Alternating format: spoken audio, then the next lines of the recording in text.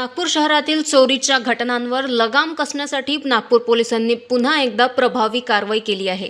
27 जानेवारी रोजी बाराखोली परिसरातील metro mobile शॉपचे शटर तोडून सुमारे 2,44,000 रुपयांचा मोबाईल व ॲक्सेसरीजचा मुद्देमाल चोरल्याप्रकरणी पोलिसांनी 2 आरोपींना अवघ्या 2 तासात ताब्यात घेतले।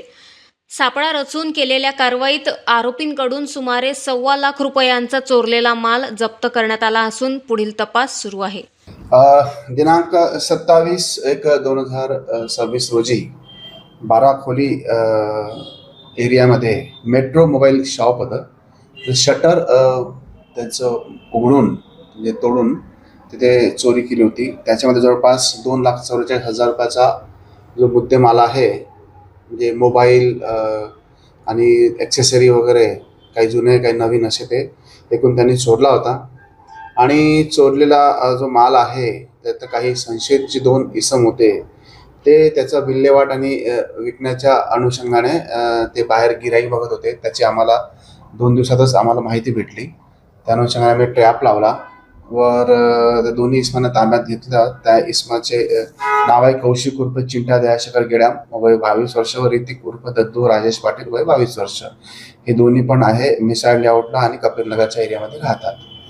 तर त्यांनी आम्ही त्यांच्याकडे माहिती घेतली असता तर त्यांनी त्यांच्या घरी जे काही मोबाईल चोरलेले होते ते ठेवलेले होते।